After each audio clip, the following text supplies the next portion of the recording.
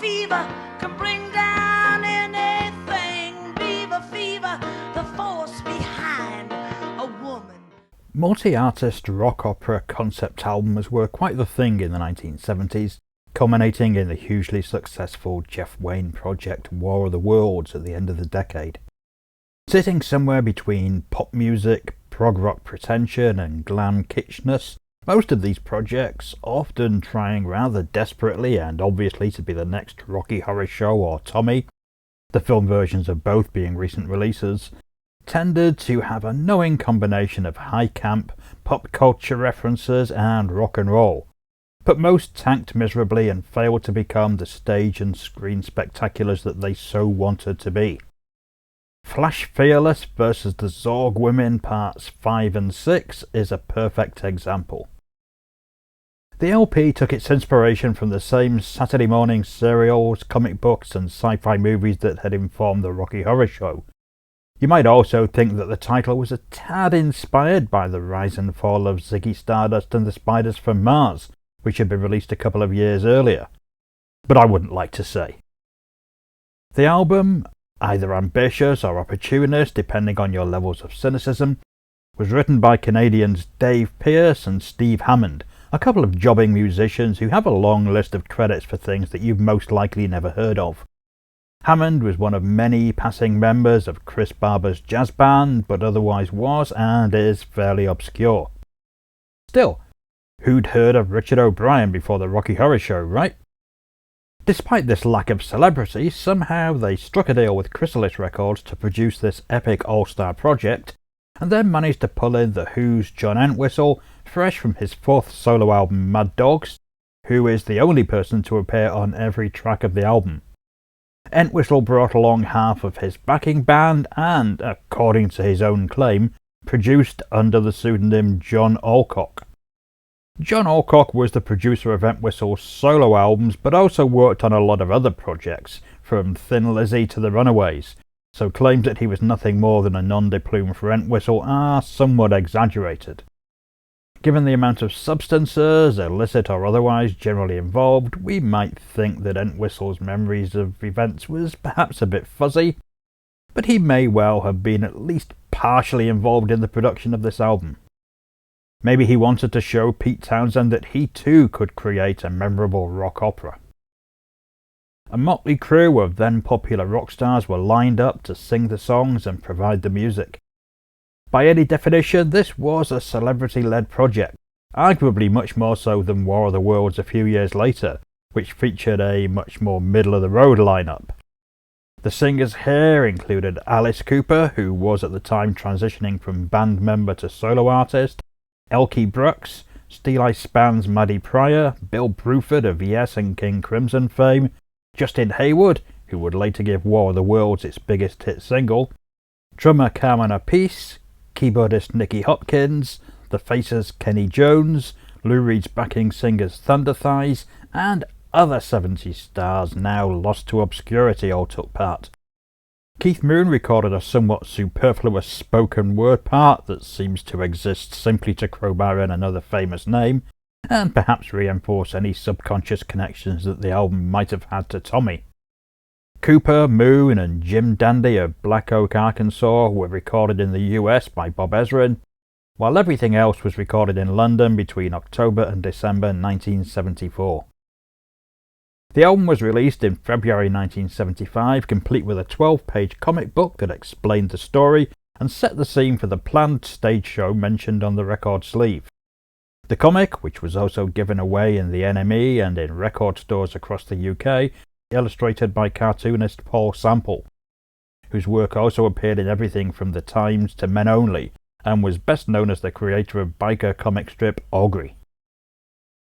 Unfortunately, during post-production, the running order of the songs was changed, ruining any chance of listeners following the story.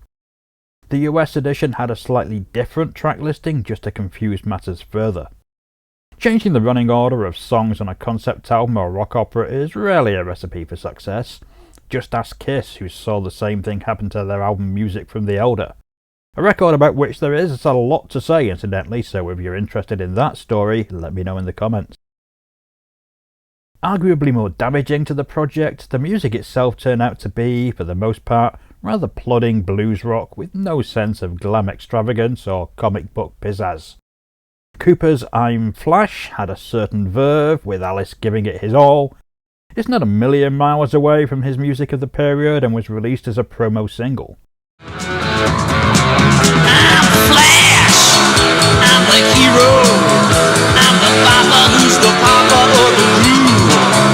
I'm Flash, and I fly an eagle, and my spaceship flies a red, white, and blue. It should perhaps have been the album opener, but seems to have been relegated to the second position on all versions, the opening track instead being Elkie Brooks's rather plodding Trapped. We're at the mercy of the snake man. Trapped, bound hand and foot to the wall. On the whole, this doesn't feel like an album that people would listen to from start to finish more than once.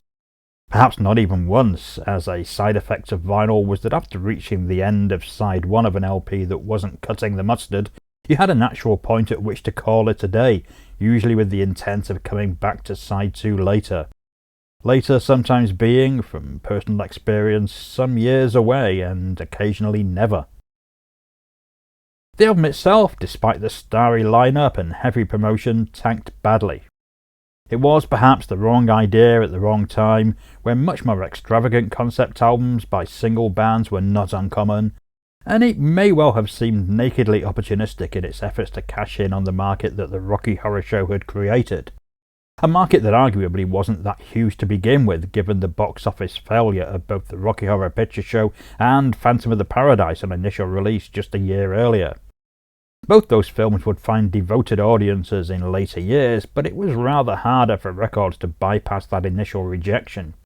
There was no LP version of the Midnight Movie, and while flop records by individual artists and bands could later build a following, discs like this only had one chance and would soon end up in the bargain bins.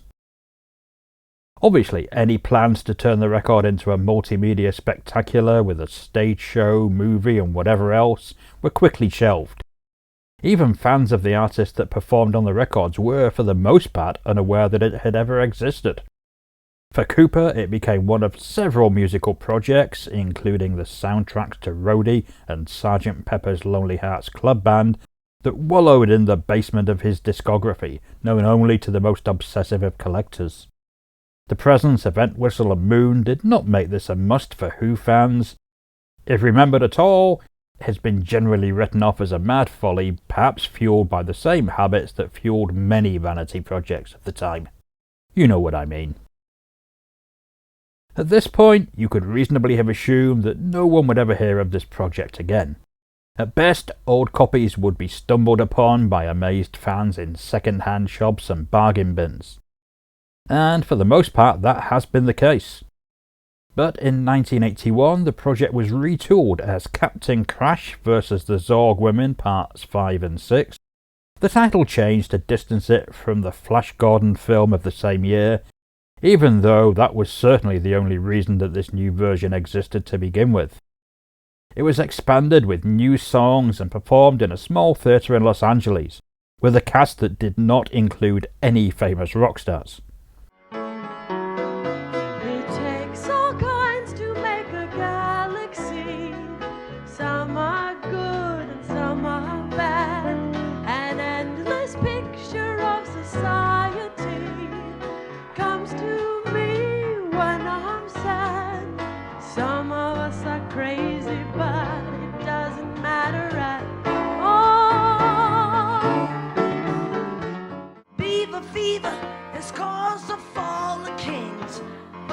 Fever can bring down anything. Beaver fever, the force behind a woman, behind a man. Beaver fever, if I can't do it, nothing really can. This didn't lead to an extended run of the musical, though someone saw fit to give it another go in New York in 2012. where it had a brief run described as being saturated with nondescript melodies and cliche-ridden verses by Backstage. To the best of my knowledge, these are the only versions of the show, but given that it exists as a project, there is, I suppose, every chance that amateur theatre groups could have performed it elsewhere.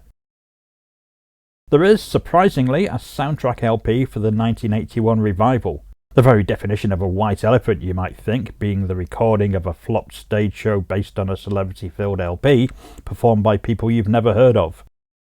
Meanwhile, the original Flash Fearless LP was revived on CD in 1999, but once again failed to capture the public attention, and this version is arguably now even more obscure, and certainly less collectible, than the original LP.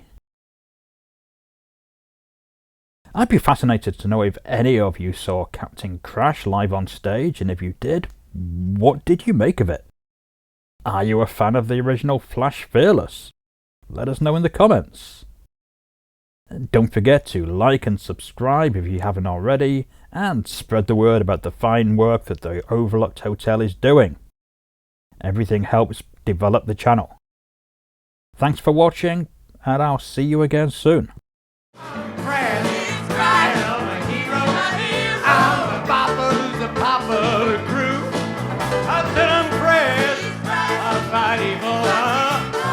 Spaceship flies are red, white, and blue.